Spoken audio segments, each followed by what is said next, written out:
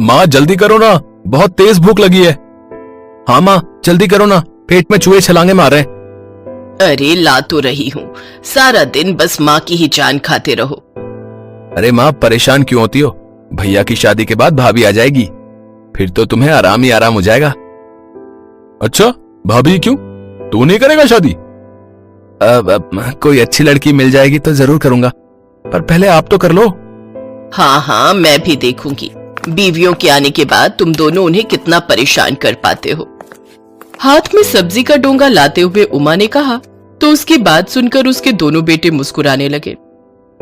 इसके बाद सुशील और अनिल दोनों उंगलियां चाट चाट कर खाना खाने लगे और फिर अच्छा एक बात और है माँ, तुम्हारे हाथों का जो स्वाद है ना वो कहीं और नहीं। रहने दे, बड़ा आया, जब तेरी बहू आ जाएगी तब पूछूंगी कि किसके हाथों का स्वाद ज्यादा अच्छा है। वाह माँ वाह, क्या बात कह दी। ओए तो चुपचाप खाना खा, ज्यादा बोलेगा ना तो तेरी शादी पहले करा दूंगा, समझा? सुशील की इस बात को सुनकर उमा सोच में पड़ गई और फिर उसने कहा, वैसे आइडिया बुरा नहीं है। मतलब कौन सा आइडिया माँ? अब अनिल भी तो अब शादी के लायक हो ही गया है, ठीक ठाक कमा भी लेता है, तो तुम दोनों की शादी एक साथ ही करा देती हूँ। अरे अरे ये बात कहाँ से आ गई? शादी की बात तो भैया की चल रही है ना, तो उन्हीं की कराओ, मुझे इस पचड़े से दूर रखो। और वैसे भी मैंने सुना है। क्या सुना है तूने? अरे मैंने सुना है भाई तभी तक भाई को प्यार करता है जब तक वो पति नहीं बन जाता। एक बार बेबियां आ गई तो फिर तो रायता ही फैलता है। क्यों माँ? ऐसे कैसे, मैं तो हूं ना सब कुछ समेट कर रखने के लिए। उमा ने ये बात यूं ही नहीं कही थी। काफी सोच विचार के बाद उमा कुछ दिनों के बाद ही दो सुंदर बहुओं को अपने घर ले आई। अपने दोनों बेटों के घर बसाकर वो बहुत खुश थी, लेकिन ये वाकई इतना आसान भी नहीं था। अभी असल रायता तो फैलना बाकी था। कुछ दिनों तक तो सब ठीक चला, लेकिन फिर एक दिन, सुनो जी मुझे आपसे एक बात करनी है। क्या हो गया, बोलो। अरे वो अनीता, वो तो बहुत ही फिजूल खर्च कर रही है। मतलब ऐसा क्या कर दिया उसने? जब देखो खाने में पनीर, चाप, मुर्गा, बस यही सब बनाती रहती है। हाँ तो क्या हो गया? हुआ ये कि जो राशन 5-6 हजार में पूरा हो जाना चाहिए था, मैडम की वजह से 12-15 हजार तक पहुंच रहा है। ऐसे ही चलता रहा तो हम तो सड़क पर आ जाएंगे। अपनी पत्नी सुनीता की बात सुनकर सुशील भी सोच में पड़ गया। मगर ये कहानी सिर्फ इसी कमरे में नहीं चल रही थी, बल्कि दूसरे कमरे में भी यही हाल था। छोटे भाई अनिल की पत्नी अनीता भी उससे अपनी जेठानी की शिकायत कर रही थी। देखो जी ऐसे नहीं चलेगा, मैं कह देती हूँ। पर हुआ क्या? तुम्हारी भाभी भिखारियों के खानदान से है क्या? अरे ऐसे क्यों बोल रही हो? सारा दिन बस दाल, चावल, पोहा, खिचड़ी यही सब बनाती रहती है। अरे 4 दिन की जिंदगी है और सिर्फ 3 टाइम खाना है, तो कुछ अच्छा तो खाओ। कुल मिलाकर दोनों तरफ एक सी हालत थी। सुनीता को उसकी देवरानी अनीता बहुत खर्चीली लगती थी, तो वहीं अनीता को अपनी जेठानी सुनीता एक नंबर की कंजूस लगती थी। धीरे धीरे ये लड़ाई शिकायतों से बढ़कर हर रोज के झगड़ों और फिर तू तड़ाक पर आ गई। आखिरकार उमा ने परेशान होकर घर की रसोई का बंटवारा कर दिया। दोनों बहुओं के चूल्हे, राशन, यहाँ तक कि मसालों के डिब्बे तक अलग अलग हो गए। दोनों बहुएं अलग अलग वक्त पर खाना बनाने लगी और रसोई के इस बंटवारे के साथ ही दोनों भाइयों ने भी आपस में बातचीत करना बिल्कुल बंद कर दिया। हालांकि दोनों बहुएं अब बहुत खुश थी। अब सब बढ़िया है, जो खाना है खाओ, किसी की रोक टोक नहीं। अब मजा आएगा, जब ये ऊट पटांग खाकर पेट खराब होगा ना तब पता चलेगा। दूसरी तरफ उमा इस सब से बिल्कुल खुश नहीं थी। वो बस इसी सोच में डूबी रहती कि आखिर कैसे दोनों बहुओं में सुलह हो और घर की रसोई फिर से एक हो जाए। और तभी उमा को एक आइडिया आया। जिस वक्त रसोई में कोई नहीं था, तभी उमा चुपचाप रसोई में गई और अनीता के आटे के डिब्बे में से ढेर सारा आटा निकाल लिया। फिर मौका देखकर अनीता के सिलेंडर का पाइप निकालकर काफी सारी गैस खिड़की से बाहर उड़ा दी। उमा हर रोज ऐसा ही करने लगी। कभी वो दाल निकाल लेती तो कभी किसी के चावल कम कर देती। इस वजह से दोनों बहुओं का राशन बहुत जल्दी खत्म होने लगा। दोनों भाइयों पर दुगना खर्च पड़ने लगा। और तब एक दिन, अरे यार अनीता, कहां से लाऊं इतने पैसे? भला ऐसा भी क्या बनाती हो रोज जो महीने का राशन 15 दिनों में ही खर्च हो गया? अब ऐसा करो, तुम रहने दो, अब माँ ही रसोई चलाएंगी, तुमसे नहीं हो पाएगा। उधर घर के दूसरे कमरे में भी कुछ ऐसा ही हाल था। एक तो सारा दिन खिचड़ी और दाल चावल खाकर मैं खुद पक चुका हूं, और उसमें भी तुम्हारी रसोई में राशन इतनी जल्दी खत्म हो जाता है? सिलेंडर पर सिलेंडर भरवाए जा रही हो। बस अब बहुत हो गया, तुम्हें अपने मायके जाना है तो जाओ, यहां एक ही रसोई चलेगी और उसे मेरी माँ चलाएंगी, समझी तुम?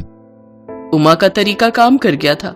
दोनों बहुओं को जब कुछ समझ नहीं आया तो दोनों ने हार कर एक दूसरे से सुलह करने का फैसला कर लिया, क्योंकि वो दोनों एक दूसरे को तो बर्दाश्त कर सकती थी, पर अपने पतियों की नाराजगी वो नहीं झेल सकती थी। और इस तरह उमा की रसोई में खिंची लकीर मिट गई और दोनों बहुएं मिलजुल कर अपनी एक रसोई चलाने लगीं।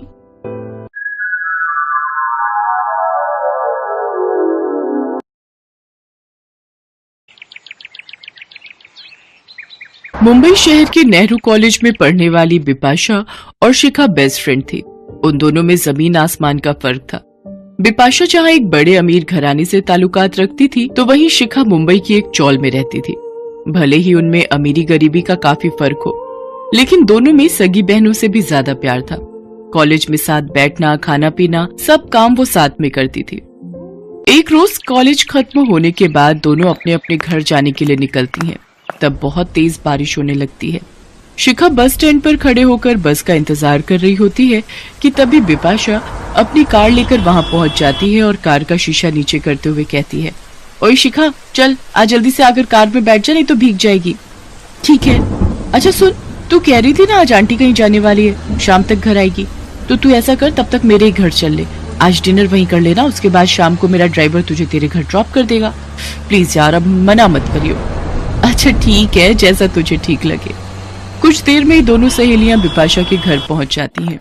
घर पहुंचकर बिपाशा शिखा से कहती है, यार आज तू पहली बार मेरे घर आई है, बता क्या खाएगी? बाप रे, ये घर है या महल? सुख सुविधा का सारा सामान है यहाँ तो। अरे किन सपनों में खो गई, बता भी तो क्या खाएगी? कुछ भी चलेगा। चल आज मैं तुझे अपने हाथ से बनाकर कुछ खिलाती हूँ, लेकिन उसके लिए तुझे मेरी हेल्प करनी होगी। हाँ हाँ, तो मैंने कब मना किया है? चल फिर मेरे साथ किचन में। बिपाशा शिखा को अपने किचन में ले जाती है। उसका किचन पूरी तरह मॉड्यूलर होता है, जिसमें एक से एक सुंदर क्रॉकरी का सेट, बर्तन धोने के लिए डिश वॉश मशीन, अलमारी जितना बड़ा फ्रिज, ओवन, टोस्टर होता है। शिखा उसके किचन को देखकर दंग रह जाती है और वो मन ही मन सोचती है, अरे वाह, यहाँ पर तो कितना कुछ है। आज तक जिन चीजों के बारे में सिर्फ सुना था, आज उन्हें अपनी आंखों से देख भी लिया। ओहो, अब तो फिर कहाँ से खो गई यार? कब से पूछ रही हूँ क्या खाएगी क्या खाएगी। जो तुझे बनाना आता है बना दे। मुझे तो मैगी ही बनानी आती है और उसके अलावा कुछ भी नहीं आता। एक काम करती हूँ, हम दोनों के लिए मैगी ही बना देती हूँ। वो ये कही रही होती है कि तभी बिपाशा की माँ रमोला बाजार से आ जाती है। बिपाशा लाडो, शिखा बेटी आज पहली बार हमारे घर में आई है और तू उसे सिर्फ मैगी बनाकर खिलाएगी। एक काम करो, तुम शिखा को अपने रूम में लेकर जाओ। बिरजू काका बाजार से सब्जी लेकर आ गए हैं, मैं अभी उन्हें बोलती हूँ तुम लोगों के लिए कुछ बढ़िया सा बनाने को। नमस्ते आंटी, आप मेरी फिक्र मत कीजिए, मैं कुछ भी खा लूंगी। नमस्ते बेटा, ऐसे कैसे कुछ भी खा लोगी? अरे आज पहली बार तुम हमारे घर आई हो, तो बिना डिनर किए तो तुम्हें जाने नहीं दूंगी। चलो अब तुम दोनों रूम में बैठकर बातें करो, मैं नौकरों से कहकर डिनर रेडी करवाती हूँ। कुछ देर बाद रमोला नौकर के हाथ उन दोनों के लिए स्नैक्स में पास्ता, जूस और कबाब भिजवाती है और फिर डिनर में शाही पनीर, फ्राई गोभी, बूंदी रायता, सलाद और मीठे में खीर और गुलाब जामुन परोसती है। इतना लाजवाब खाना शिखा ने आज तक नहीं खाया होता। वो भरपेट डिनर करती है और उसके बाद बिपाशा का ड्राइवर उसे उसके घर ड्रॉप कर देता है, जहाँ शिखा की माँ लता उसका इंतजार कर रही होती है। अरे बेटा आ गई, अच्छा हुआ जो तू विपाशा के घर चली गई थी। मैं भी बारिश में भीगते भीगते बस अभी घर पहुंची हूँ। जहाँ गई थी वहाँ भंडारा हो रहा था तो वही लेकर आई हूँ। चल अब तू हाथ मुंह धो ले, फिर पूड़ी छोले खाकर सो जाएंगे। माँ आप खा लो, मैं बिपाशा के घर से डिनर करके आई हूँ। अच्छा ठीक है। अरे ये क्या, बारिश में पूड़ी थोड़ी भीग गई है तो मैं इन्हें थोड़ा सेक लेती हूँ। बहुत देर तक लकड़ियां और उपले लगाने के बाद लता के घर का चूल्हा जलता है। एक कोने में बैठी शिखा ये देखकर मन ही मन सोचती है, कितना फर्क है अमीर और हम गरीब की रसोई में। जहाँ अमीर को खाना गर्म करने के लिए सिर्फ ओवन का स्विच ऑन करना होता है और झट से खाना गर्म हो जाता है, तो वहीं एक गरीब को रोटी सेकने के लिए भी कितनी जद्दोजहद करनी पड़ती है। फिर उसकी नजर अपने घर की रसोई में रखे डिब्बों पर जाती है जिनमें मुश्किल से ना के बराबर राशन होता है। एक और अमीरों का घर होता है जिनकी रसोई में दुनिया भर का सामान है, जहाँ ये समझ नहीं आता कि क्या खाएं और क्या नहीं। और एक और है ये हम गरीबों की रसोई। ऐसे ही वक्त बीतता गया। शिखा पढ़ाई में काफी अच्छी थी और वो अक्सर पढ़ाई में बिपाशा की मदद किया करती थी। बिपाशा और शिखा के एग्जाम आने वाले थे। शिखा अक्सर कॉलेज खत्म होने के बाद बिपाशा की पढ़ाई में मदद करने के लिए उसके घर जाया करती थी। एक दिन दोनों पढ़ाई कर रही होती है, तभी बिपाशा शिखा को बोलती है, शिखा यार मैं पढ़ाई करके थक चुकी हूँ, जाना यार फ्रिज में नारियल पानी के टेट्रा पैक रखे हैं, जरा अपने लिए और मेरे लिए लेते हो। हाँ रुका भी लाती हूँ। इसके बाद शिखा किचन में जाती है और फ्रिज खोलती है तो देखती है उसमें ढेरों सामान जैसे cold drink, chocolate, juice, fruits और भी बहुत कुछ रखा हुआ होता है। अरे बाप रे, ये फ्रिज तो किसी अलमारी से भी बड़ा है और इसमें इतना सारा सामान। ये तो ऐसे लग रहा है जैसे किसी मॉल की कोई बड़ी सी दुकान हो। इसमें तो दुकान की तरह कितनी सारी चीजें रखी हुई हैं खाने पीने की, और एक हम गरीबों के घर की रसोई है जिसमें फ्रिज के नाम पर एक पानी का मटका ही रखा हुआ होता है। ये सोचकर शिखा फ्रिज में से नारियल पानी लेती है और चली जाती है। फिर शाम को रमोला अपने कुक से कहती है, सुनो बिरजू, आज खाने में चिकन कोरमा, कढ़ाई पनीर, बूंदी रायता, लच्छा पराठा और बटर नान बना देना, और हाँ मीठे में गुलाब जामुन और रसमलाई रख देना। जी मालकिन। और मालकिन जो दोपहर का खाना बचा है उसका क्या करना है? अब हम बासी खाना थोड़ी ना खाएंगे, उसको तुम फेंक देना। वहीं खड़ी बिपाशा और शिखा रमोला की सारी बातें सुन रही होती हैं। शिखा बेटा, डिनर रेडी हो रहा है, तब तक तुम दोनों अपना स्टडी कंप्लीट करो, फिर हमारे साथ ही डिनर कर लेना। जी आंटी। बिपाशा के घर पर पढ़ाई खत्म करने के बाद शिखा उनके साथ डिनर करती है और फिर अपने घर चली जाती है, जहां पहुंचकर वो देखती है कि उसकी माँ बड़ी देर से चूल्हा जलाने की कोशिश करती है और फिर जाकर उसके घर का चूल्हा जलता है। फिर जब उसकी माँ रोटी बनाने लगती है तो देखती है कि आटा सिर्फ आज के दिन के लिए ही होता है। ये देख उसकी माँ लता सोचती है, हे राम, ये तो जरा सा ही आटा है। ऐसा करती हूँ, शिखा के लिए रोटी बना देती हूँ और मैं अपने हिस्से का आटा उसके कल के खाने के लिए रख देती हूँ। अपनी माँ की बातें सुनकर शिखा की आंखों में आंसू आ जाते हैं। तभी लता की नजर शिखा पर जाती है। शिखा बेटा आ गई तू, तेरे लिए खाना लगा दूं क्या? नहीं माँ, मुझे भूख नहीं है, आप खा लो। हाँ बेटा, बिपाशा के घर कुछ खाकर आ गई होगी तू, इसलिए तुझे भूख नहीं है। वैसे भी तुझे तरह तरह के लजीज खाने की आदत लग गई है, तो अब इस गरीब की रसोई का खाना कहाँ से पसंद आएगा? ऐसी कोई बात नहीं है माँ, आप देखना एक दिन मैं आपको बहुत सारी खुशियां दूंगी। माँ, मैं इस अमीर और गरीब की रसोई का फर्क जरूर मिटा दूंगी। अरे क्या हो गया तुझे? कुछ नहीं माँ, बिपाशा के घर में एक वक्त में इतना खाना बनता है कि समझ नहीं आता कि क्या खाएं और क्या छोड़े, और उसके घर पर तो बचा हुआ खाना इतना फेंका जाता है जितना हमारे यहाँ हफ्ता भर चल जाएगा। बेटा, ऊपर वाले ने सबके नसीब में एक जैसा सुख नहीं लिखा। अगले दिन शिखा अपने घर पर उदास बैठकर पढ़ाई कर रही होती है कि तभी वहाँ बिपाशा और रमोला आ जाती हैं। ओए शिखा, आज तू अकेला अकेले पढ़ाई कर रही है? आज तू नहीं आई इसलिए हमने सोचा हम ही आ जाते हैं तेरे यहाँ पढ़ाई करने, और लता आंटी के हाथ का बना खाना खाने। अब तू तो कभी बुलाती नहीं है खाने पर, इसलिए आज मैं और माँ खुद ही आ गए खाने पर। जी बहन जी। और लता बहन, ये हमारी तरफ से थोड़ी सी मदद है, ये कोई एहसान नहीं बल्कि मेरी तरफ से शिखा के लिए आशीर्वाद समझ कर रख लीजिए। और शिखा बेटा, एक बात हमेशा याद रखना, रसोई चाहे अमीर की हो या गरीब की, लेकिन जब एक माँ वहाँ खाना बनाती है तो उसका मोल कोई अमीर नहीं लगा सकता। अब चले लता बहन जी, खाना बना ले, मेरे पेट में तो चूहे कूद रहे हैं। हाँ हाँ, आइए आइए। इसके बाद वो दोनों मिलकर रोटी सब्जी बनाते हैं और फिर सभी खुशी खुशी साथ में मिलकर खाते हैं।